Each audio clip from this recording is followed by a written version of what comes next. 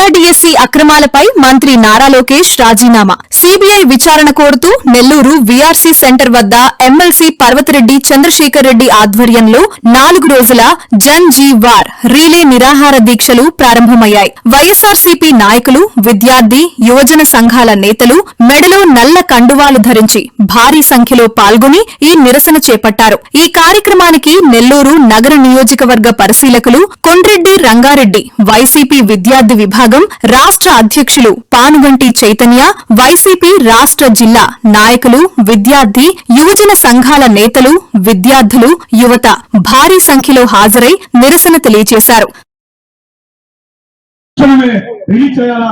నిరుద్యోగులు ఏదైతే ఉందో ఒక్కొక్క నిరుద్యోగి సుమారు 1,08,000 రూపాయలు అయితే పక్కనుంటాయో తక్షణమే రిలీజ్ చేయాలని చెప్పేసి ఈ రోజు రాష్ట్ర వ్యాప్తంగా 175 నియోజకవర్గాల్లో రిలే నిరాహార దీక్షలు తీర్చడం జరిగింది. మీరు ఈ నిరాహార దీక్షలు ఇది అంతము మాత్రమే కాదు, ఇది ఆరంభము మాత్రమే. రాబోయే రోజుల్లో వివిధ దశల్లో ఈ పోరాటాలు సాగుతూ ఉంటాయి. అభ్యర్థులు కానీ విద్యార్థులు కానీ న్యాయం చేసేంత వరకు మేము వైఎస్ఆర్ కాంగ్రెస్ పార్టీ తరఫున రాజీ లేని పోరాటం చేస్తాం విషయం కూడా తెలియజేస్తాం. ప్రభుత్వం వచ్చిన తర్వాత విద్యార్థులని, నిరుద్యోగులని, యువతని ఎంత మోసం చేసిందో, దగా చేసిందో ఈ 2 సంవత్సరాల్లో అందరికీ కూడా స్పష్టంగా అర్థమైంది. ప్రధానంగా మెగా డిఎస్సి అని చెప్పి మొట్టమొదటి సంతకం చేసి 1 సంవత్సరం పాటు మీరు కాలయాపన చేసి ఆ డిఎస్సి కోసంగా 2 దొంగ జీవోలను తీసుకొని వచ్చి మీకు కావలసినటువంటి అనర్హులైనటువంటి వారిని మీరు అందలం ఎక్కించి వారందరికీ కూడా ఉద్యోగాలు ఇప్పించారు. 10 సంవత్సరాలకు పైగా కష్టపడి చదివి డిఎస్సి కోసం ప్రిపేర్ అయ్యి పరీక్ష రాసి 1:1 రేషియోలో సర్టిఫికేట్ వెరిఫికేషన్ కూడా అయిపోయిన వారందరినీ కూడా గొంతు కోసి మీకు కావాల్సినటువంటి వారికి ఉద్యోగాలు ఇచ్చుకున్నారు. దీనికి సంబంధించి సాక్ష్యాలతో సహా మేము అన్నింటినీ కూడా బయట పెట్టాం. జగన్మోహన్ రెడ్డి గారు కూడా వీటన్నిటి మీద స్పందించి ఆయన మాట్లాడడం కూడా జరిగింది. ఆ జంజీ యువత కోసం జగన్మోహన్ రెడ్డి గారు ఎంతకైనా పోరాడతామని చెప్పి ఈ రోజు హైకోర్టులో కూడా పోరాటం చేస్తా ఉన్నాం. తప్పకుండా కూడా డిఎస్సిలో అర్హులైనటువంటి వారందరికీ కూడా ఉద్యోగం ఇవ్వాలా. మీరు పేపర్ లీకేజ్ కూడా చేసుకున్నటువంటి పరిస్థితి ఈ రోజు డిఎస్సిలో కనపడతా ఉంది. నీట్ లో లీకేజ్ జరిగితే కేంద్ర మంత్రి రాజీనామా చేసినారు. మరి డిఎస్సి లీకేజ్ నవీన్ అనే వ్యక్తి ద్వారా లీకేజ్ అయిందని స్పష్టంగా ఆధారాలతో సహా చూపించాం. సార్, దానికి సంబంధించి లోకేష్ రాజీనామా చేయాలా? ఆయన రాజీనామా చేయకుండా సిబిఐ ఎంక్వైరీ చేసినా కూడా దానికి నిష్పాక్షికమైనటువంటి విచారణ జరిగే అవకాశం లేదు. కాబట్టి ఆయన స్వచ్ఛందంగా తప్పుకొని సిబిఐ ఎంక్వైరీ జరిపినప్పుడే వాస్తవాలన్నీ కూడా బయట వస్తాయి. ఇది ఈ రోజు కొన్ని లక్షల మంది యువత చేస్తున్నటువంటి డిమాండ్. అదేవిధంగా మీరు నిరుద్యోగ భృతి 30 లక్షల మంది యువతకి మీరు నిరుద్యోగ భృతి ఇస్తానని చెప్పి ఈ రోజుకి ఒక్క నిరుద్యోగి కూడా ₹1 కూడా మీరు నిరుద్యోగ భృతి ఇవ్వనటువంటి పరిస్థితి ఉంది. అదేవిధంగా ఫీజు రియంబర్స్మెంట్ బకాయిలు కూడా 2.5 సంవత్సరం కాలంగా సుమారుగా 7,000 కోట్ల రూపాయలు ఈ రోజు ఫీజు రియంబర్స్మెంట్ కానీ వసతి దీవెన రూపంలో కానీ మీరు ఇవ్వాల్సినటువంటి పరిస్థితి. వసతి దీవెన కింద అయితే ₹1 అంటే ₹1 కూడా ఒక్క విద్యార్థికి కూడా మీరు ఇవ్వలేదంటే విద్యార్థులను ఎంత మోసం చేస్తా ఉన్నారనేది మీరు ఆలోచించుకోవాలా.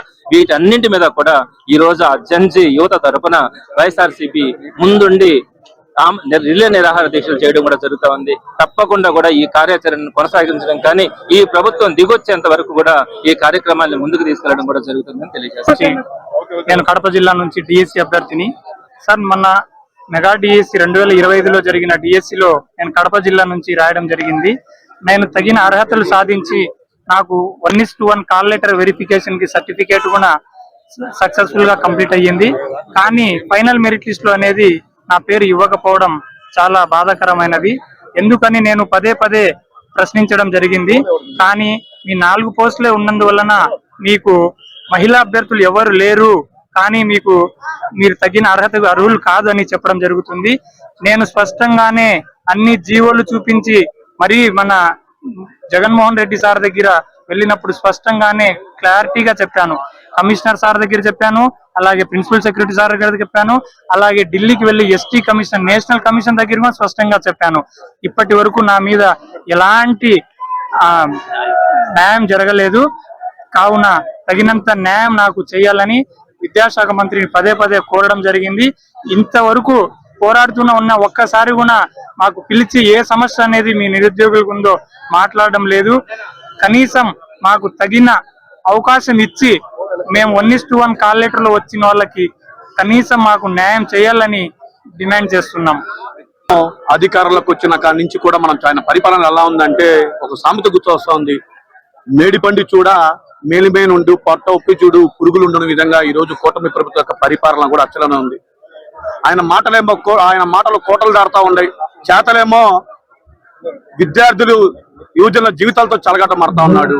అందుకే ఈ రోజు రాష్ట్రంలో ఉన్న విద్యార్థులు యువజనులంతా కూడా నారవారి మాటలను కూడా నీటి మీద మూటల్లాగా తీసి పక్కన పడిసే పరిస్థితి. మిగతాదంతా మనం చూసుకున్నాం. అధికారంలోకి వచ్చిన కాడి నుంచి కుట్రలు కుతంత్రాలు ఈ రోజు కూటమి ప్రభుత్వం కంపు కొలుతో కూలిపోయి ఈ రోజు విద్యార్థులు యువజనులంతా కూడా కట్టకట్టి ఈ ప్రభుత్వాన్ని పన్నా నదిలో వేయడానికి సిద్ధంగా ఉన్న విషయం కూడా తెలియజేస్తున్నా. అంతేకాదు ఈ రోజు కూటమి ప్రభుత్వం అధికారంలోకి వచ్చిన తర్వాత విద్యార్థుల జీవితాలతో ఆడుకొని చెలగాట మాడుతూ మనం చూసాం. ఈ రోజు అధికారంలోకి వచ్చిన తర్వాత ఉద్యోగాల కోసం వెళ్తే సర్టిఫికెట్లు అడుగుతున్నారు. సర్టిఫికెట్లు కాలేజీ కోసం కాలేజీలోకి వెళ్తే లక్షల రూపాయలు పెండింగ్ లో ఉన్నాయి. ఈ స్విగ్గీ జొమాటో లాంటి పనులకు వెళ్తున్నారు. కొంతమంది తల్లిదండ్రులతో బకాయిల గురించి పక్క రాష్ట్ర ముఖ్యమంత్రి రేవంత్ రెడ్డి గారు మాట్లాడిన మాటలు కూడా మనం అందరం చూసాం. ఈ రోజు కూటమి ప్రభుత్వం అధికారంలోకి వచ్చిన నిరుద్యోగులకు 20 లక్షల ఉద్యోగాలు కల్పిస్తానని చెప్పిన కూటమి ప్రభుత్వం సుమారు